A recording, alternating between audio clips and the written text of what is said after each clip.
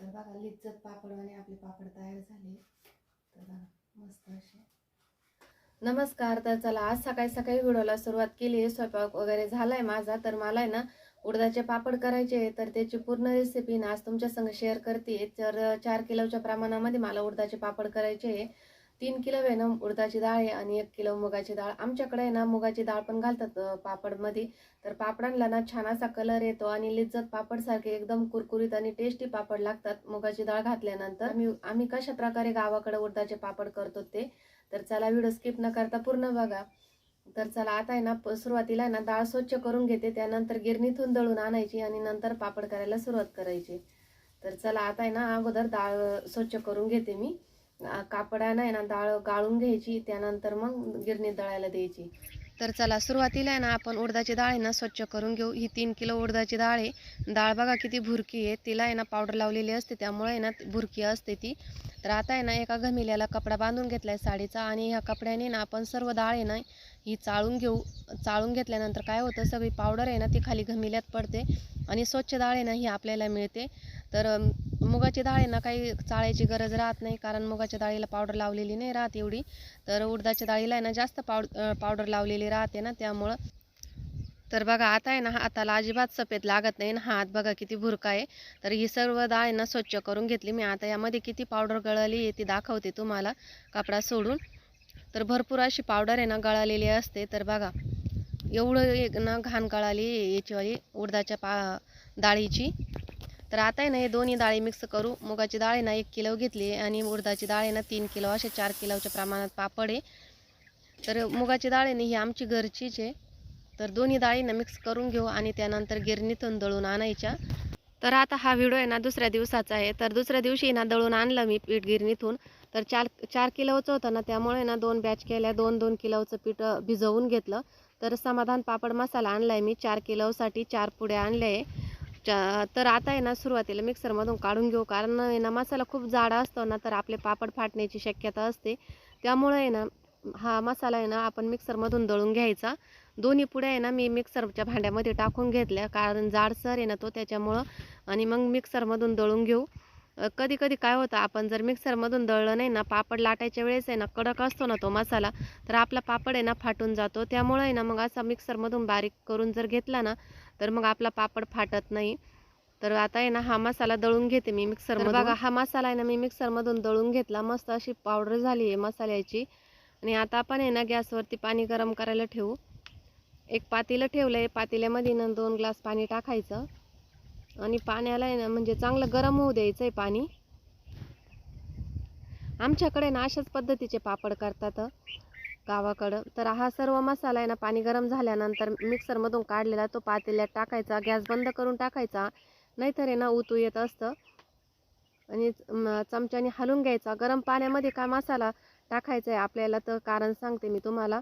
कारण आहे ना आपला मसाला कडक असतो ना तो नरम होतो आणि आपला पापड फाटत नाही, एकदम कुरकुरीत टेस्टी लागतो लिज्जत पापडसारखा. त्यामुळे ना गरम पाण्यातून आहे ना आपल्याला मसाला काढून घ्यायचा आहे. तर आता हे पाणी ना एका ताटामध्ये काढून घेऊ आपण, म्हणजे थंड होईल आणि थंड झाल्यानंतर आहे ना आपल्याला पटकन पीठ आहे ना भिजवता येईल. तर बघा गॅस बंद करेल ना तरी पण उतू आलेलं आहे, फेस येत असतो या मसाल्याला. त्यामुळे आहे ना गॅस बंद करूनच आपल्याला मसाला आहे ना पातेल्यामध्ये टाकायचा आहे. थोडा वेळाने हलवून घ्यायचं, म्हणजे फेस आहे ना तो मसाल्याचा तो खाली पडणार नाही. आणि त्यानंतर मग एका ताटामध्ये ना टाकून घ्यायचा मसाला. तर आता एक ताट घेतले मी, त्या ताटामध्ये ना सर्व पाणी ना ओतून घेते हा मसाला, म्हणजे थंड होईल तो. आणि थंड झाल्यानंतर मग पीठ आहे ना भिजून घ्यायचं. तुम्हाला आहे ना मी अगोदरच सांगितल्याप्रमाणे ना 2 किलोचं पीठ घेतलं मी. 2 किलोचं बाजूला ठेवलं आहे, कारण 2-2 किलोचं घेते आहे, म्हणजे एकखटी एवढं मळून लाटायचे झाले पाहिजेत ना त्यामुळं. तर आता यामध्ये ना चवीनुसार मीठ टाकलं आणि थंड झालेलं मसाल्याचं पाणी ना ह्या पाण्यामध्येच आपल्याला ना सर्व पीठ भिजवून घ्यायचं आहे.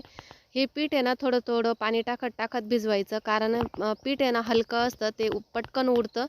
त्यामुळे ना थोडं थोडं पाणी टाकून आहे ना अल्लद अल्लद पीठ मळून घ्यायचं आहे.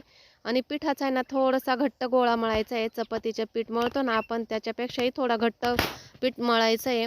जास्त बी घट्ट मळायचं नाही. जास्त जर घट्ट मळलं ना तर पापड आहे ना कडक येतात, ठिसूर लागती नाही. त्यामुळं थोडं थोडं पाणी टाकून मस्त असं घट्ट गोळा मळून घेऊ.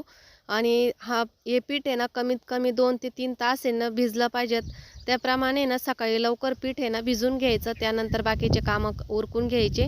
तर बघा, आणि चिकट असतं त्यामुळं सहसा पीठ आहे ना लवकर निघत नाही पाटीचं. तर बघा, डब्यामध्ये ना मी आता पीठ टाकून देते 2 तासासाठी आणि डब्याचं झाकण लावून ठेवते. सर्व कामं आवरून घेतली आहे. त्यानंतर आता परत पीठ हे ना कुटायला घेतलं मी. त्यासाठी ना पाटा आणला आहे बाहेरून. वरवंटा नाही घेतला मी, मुसळीच घेतली आहे. पाट्यावर आहे ना चांगलं पीठ आहे ना कुटून घेते. सुरुवातीला पाटा धुवून घेतला, त्यानंतर तेल लावून घेतलं. तेल लावल्यानंतर आहे ना आता याच्यातून आहे ना थोडासा गोळा काढून घेते मी पिठाचा, आणि बाकीचा गोळा आहे ना तसाच डब्यामध्ये ठेवायचा, म्हणजे तो सुकत नाही आणि त्याला पापडी येत नाही. तर बघा किती नरम पीठ झालं आहे आपलं. मी सकाळी ना 7 वाजताच पीठ भिजवून ठेवलं होतं ना, आणि आता जवळजवळ आहे ना 11 वाजले. 11 वाजता पापड करायला बसली मी. तर चांगलं पीठ आहे ना हे कुटून घ्यायचं आपल्याला, म्हणजे कुटलं ना पीठ तर पापड पटकन सरकतो पुढं, आणि खायला पण नरम लागतो, कुरकुरीत होतो, टेस्टी होतो पापड. त्यामुळे ना उडदाचं पीठ आहे ना जेवढं कुटलं ना तेवढा पापड छान येतो आपला. तर आहे ना पीठ कुटण्यातच जास्त मेहनत असते भिजवण्यापेक्षा. आणि हे बघा असं ताणून घ्यायचं.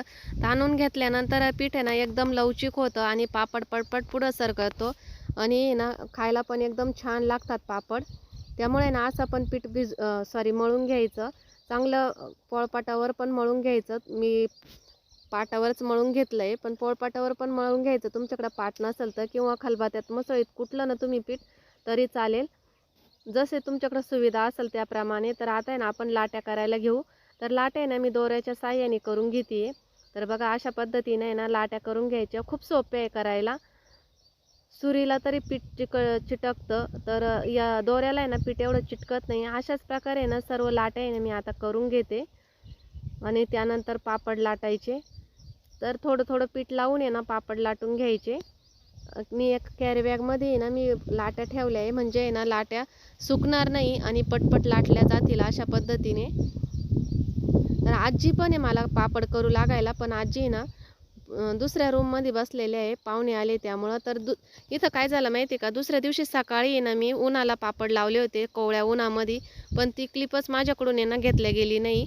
त्यामुळं आहे ना डायरेक्ट तुम्हाला तळतानाच पापड दाखवू राहिले. तर बघा मी तळून दाखवते तुम्हाला पापड. सकाळी ना कोवळ्या उन्हात टाकायचे आणि त्यानंतर आहे ना थंड करून घ्यायचे आणि नंतर डब्यात भरायचे. कोवळ्या उन्हात कोवळं ऊन दाखवल्यानंतर आहे ना आपले पापड आहे ना लाल होत नाही आणि जास्त दिवस टिकतात, म्हणून कोवळ्या उन्हात दाखवायचे. तर काय माहिती आहे का, मी बाहेर चुलीवर आहे ना सकाळी चूल पेटवली होती, तिथंच पापड तळून घेतले. पण ऊन जास्त होतं ना त्यामुळे ना मध्ये आल्यानंतर तुम्हाला दाखवते. खूप छान असे पापड फुलले, आणि बघा पापडाचा कलर पण एकदम छान आला आहे, पिवळा धमक. तर अशा पद्धतीने ना हे मी 4 किलोचे पापड आहे ना 2 दिवसामध्ये केले. तर कशी वाटली तुम्हाला रेसिपी कमेंट बॉक्समध्ये नक्कीच सांगा. आवडल्यास लाईक करा, शेअर करा आणि सबस्क्राईब करायला अजिबात विसरू नका. एकदम लिज्जत पापडसारखे पापड आपण घरच्या घरी बनवू शकतो. नक्की बनवून बघा. धन्यवाद.